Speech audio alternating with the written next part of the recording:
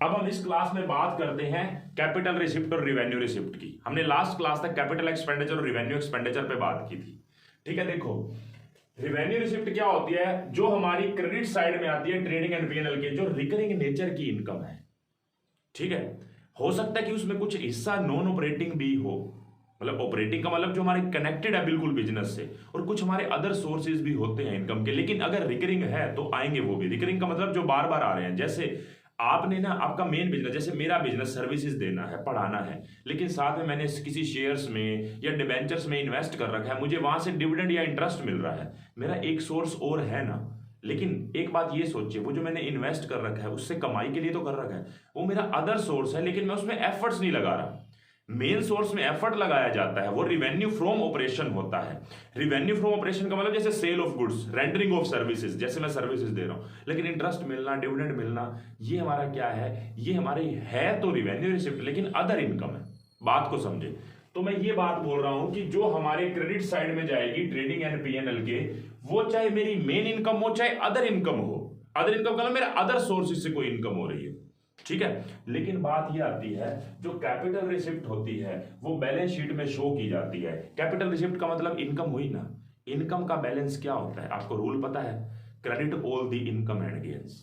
अच्छा मुझे ये बताएं, जब आपका credit all the income and gains आपने बोला कि प्रॉफिट हुआ, प्रॉफिट का इंपैक्ट कहां जाता है, बैलेंस शीट में, लाइबिलिटी साइड में, कहां पे, कैपिटल में ऐड कर देते हैं। ये पक्का है, दो बैलेंस क्रेडिट होते हैं, या तो इनकम या लाइबिलिटी।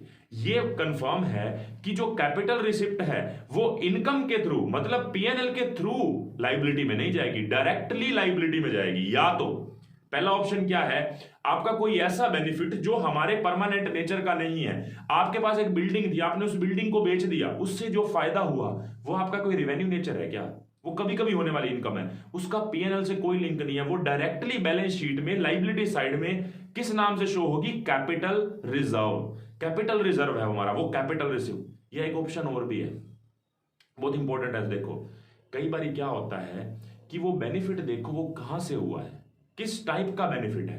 अगर वो बेनिफिट जो हुआ है ना वो मेरी एसेट्स को रिड्यूस करने के काम आ सकता है तो उसको कर दो। जैसे मैं आपको बोलूं, आपने ना पता है क्या हुआ, आपको कुछ कमाई हुई, कहां से कमाई हुई, आपने ना एक एसेट्स खरीदनी थी, आपने एक एसेट्स खरीद ली। अब जो एसेट्स खरीदी आपको पड़ी 10 लाख रुपए की, बहुत ध्यान से सुनना, आपको एसेट्स पड़ी कितने की, 10 लाख की। ये आपका कैपिटल एक्सपेंडिचर है, यस है।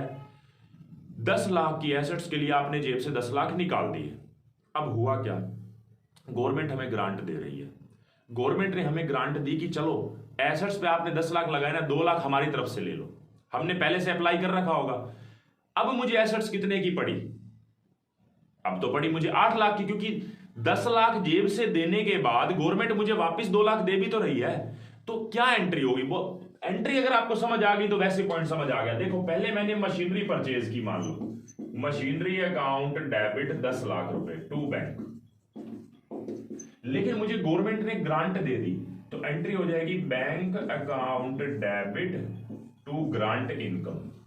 ये ग्रांट मेरे को मिली है 2 लाख रुपए की। अब इस ग्रांट को मैं, एक तो ऑप्शन है कि लाइबिलिटी साइड में दिखा दूं, कंफर्म है जो हमारी कैपिटल रिसिप्ट होती है कभी कभी होने वाली, वो इनकम के थ्रू, मतलब पीएनएल के थ्रू तो जाएगी ही नहीं लाइबिलिटी में, वो डायरेक्टली लाइबिलिटी में जाएगी, जो बेनिफिट आपको कभी कभी होते हैं। अब बात यह, मैं इसको लाइबिलिटी में शो ही क्यों करूं, क्यों ना एसेट्स ना घटा दूं। आप खुद सोचें, ये आपको ग्रांट किस लिए मिली है, लाइबिलिटी में शो करने के लिए थोड़ा मिल रही है। आप ये सोचो, जो एसेट्स मुझे 10 लाख की पड़ी थी वो कितने की अब पड़ गई, मुझे 8 की पड़ गई। इसलिए 2 लाख रुपए से मैं मशीनरी की वैल्यू को घटा के और ग्रांट से चार्ज कर देता हूं। अब मेरे को एसेट्स पड़ी, मशीनरी जो डेबिट 10 से हुई थी वो कितने से हुई, 2 से क्रेडिट होके 8 लाख की बैलेंस शीट में शो होगी, और जो ग्रांट मुझे मिली थी मैंने उसको कैंसिल कर दिया। जो मुझे जेब से 10 लाख देने पड़े, 2 मिल गए तो जेब से 8 ही गए। अल्टीमेटली एंट्री तो बन रही है machinery account debit to bank 8 lakh रुपए। कहने का मतलब है जो कैपिटल रिसिप्ट होती है वो 2 काम आती है, या तो आप उसको लाइबिलिटी साइड में शोर करो अगर उसका एसेट से कोई लिंक नहीं है, तो अगर एसेट से लिंक है, जैसे यहां पे था, ये ग्रांट का डायरेक्टली लिंक एसेट से था, क्योंकि एसेट्स के लिए तो मिली हमें ग्रांट, तो उससे चार्ज कर दो, मतलब एसेट्स को रिड्यूस कर दो। देखो यहीं पे कर रखा है, ये बात क्या लिख रखी है, इसको बैलेंस शीट में दिखाओ या तो लाइबिलिटी को इंक्रीज कर देगी, मतलब कैपिटल रिजर्व के नाम से शो कर दो लाइबिलिटी में, कैपिटल रिजर्व आपको पता है, या प्रोविजन एंड रिजर्व अगर आप पढ़ के आए हो तो, या दूसरा एसेट्स को डिक्रीज कर दो जो मैंने यहां पे किया है, ग्रांट टू मशीनरी। बहुत आसान सी बात है। तो कैपिटल रिसिप्ट दो जगह आती है, या तो लाइबिलिटी में बढ़ा देते हैं लाइबिलिटी को, या फिर एसेट्स की वैल्यू को कम कर देते हैं। ठीक है, एग्जांपल देखो, कैपिटल रिसिप्ट में amount received from sale of fixed assets या इन्वेस्टमेंट, हमने एसेट्स को जो बेचा है, फिक्स्ड एसेट्स को या इन्वेस्टमेंट को, उससे जो मुझे फायदा हुआ वो कैपिटल रिसिप्ट है। कैपिटल कंट्रीब्यूशन बाय प्रोप्राइटर, जो बिजनेस का मालिक बिजनेस में पैसा लगाता है, आप एंट्री क्या करते हो, cash account debit to capital, उसी की तो बात हो रही है। अगर मान लो 2-3 पार्टनर है तो पार्टनर जो पैसा लगाते हैं, cash account debit to A capital, cash account debit to B capital, cash account debit to C capital, है तो कैपिटल कंट्रीब्यूशन जो आपने जनरल एंट्री में सबसे पहले एंट्री पढ़ी है, उसी की बात हो रही है, प्रोप्राइटर ने जो पैसा लगाया। लेकिन अगर कंपनी है तो कंपनी के केस में cash account debit to capital नहीं होता। देखो, प्रोप्राइटर जो अकेला बिजनेस चलाने वाला होता है वो एंट्री करता है cash account debit to capital. अगर पार्टनर होते हैं तो उनका नाम लिखा जाता है, cash account debit to X capital, cash account debit to Y capital, cash account debit to Z capital. अगर मान लो कंपनी बन गई है तो वहां पे ना ही cash account debit to capital होगा, ना ही किसी पार्टनर का नाम लिखा जाएगा, क्योंकि वो पार्टनर तो है नहीं, वो तो मेंबर बन गए। जब कंपनी बन जाती है ना तो उसको शेयर होल्डर बोला जाता है या मेंबर बोला जाता है। वहां पे word cash account debit to X capital Y capital use नहीं होता, वहां पे नाम यूज होगा bank account debit to share capital. Capital तो वर्ड आएगा लेकिन उससे पहले वर्ड यूज होगा शेयर कैपिटल। किसी की अलग से नाम नहीं लिखा जाता कि एक्स ने पैसा लगाया, वाई ने या जेड ने, क्योंकि इसके पीछे कंपनी को अलग से एक पर्सन माना जाता है। इस कारण से हम लीगली पर्सन माना जाता है। अकाउंटिंग में तो आपने पढ़ रखा है कि सेपरेटली वो बिजनेस एंटिटी प्रिंसिपल। मैं लॉ के पॉइंट ऑफ व्यू से बोल रहा हूं कि यहां पे मालिकों का कोई रोल नहीं होता। मैं थोड़ा पॉइंट से हट रहा हूं लेकिन आपको बात बता रहा हूं कि जब बिजनेस के मालिक ने पैसा लगाया तो कैश टू कैपिटल, पार्टनर लगाया तो कैश अकाउंट डेबिट या bank account debit to X capital, और अगर शेयर से पैसा आया है तो मालिक ही, लेकिन एंट्री होती है bank account debit to share capital. अगर हमारे पास डिबेंचर से पैसा आया, मतलब हमने लोन लिया, तो bank account debit to debentures, और अगर हमें लोन मिला तो bank account debit to loan. तो जो भी रिसिप्ट लगभग आप चेक करके देखो, यहां पे सारे एग्जांपल कौन से बन रहे हैं जो आपके लाइबिलिटी साइड में इंक्रीज होंगे। हालांकि और भी एग्जांपल हो सकते थे, जैसे मैंने ये एग्जांपल लिया, जो ग्रांट मिल रही है उससे हम एसेट्स को कम कर देंगे, वो भी लिखा जा सकता है। एग्जांपल में तो कोई प्रॉब्लम ही नहीं है। अब बात आती है रिवेन्यू रिसिप्ट की। रिवेन्यू रिसिप्ट क्या, नॉर्मल जो गुड्स बेचे हैं, जो आप ट्रेडिंग अकाउंट के क्रेडिट में लिखते हो बाय सेल्स, या मैं अगर सर्विसेज दे रहा हूं, मैं आपको पढ़ा रहा हूं, तो वो भी मेरे लिए क्या है कि हिसाब से मेन इनकम है, तो रेवेन्यू रिसिप्ट है। मेन सोर्स की इनकम है मेरी, रिवेन्यू फ्रॉम ऑपरेशंस है जो मेरा काम है। कमीशन रिसीव्ड हुई अगर आपको कहीं से, तो वो भी हमारी रिवेन्यू रिसिप्ट है। और इंटरेस्ट मिलना, डिविडेंड मिलना इन्वेस्टमेंट पे, जो हमने पैसा, मैंने आपको बोला था हर बंदा अपने एक सोर्स के अलावा जिसमें वो एफर्ट्स लगाता है, जिसमें वो अपना पूरा माइंड लगाता है, उसके अलावा एक सोर्स ऐसा रखना चाहता है जहां पे मेहनत ना लगे और मेरे को कमाई भी होती रहे।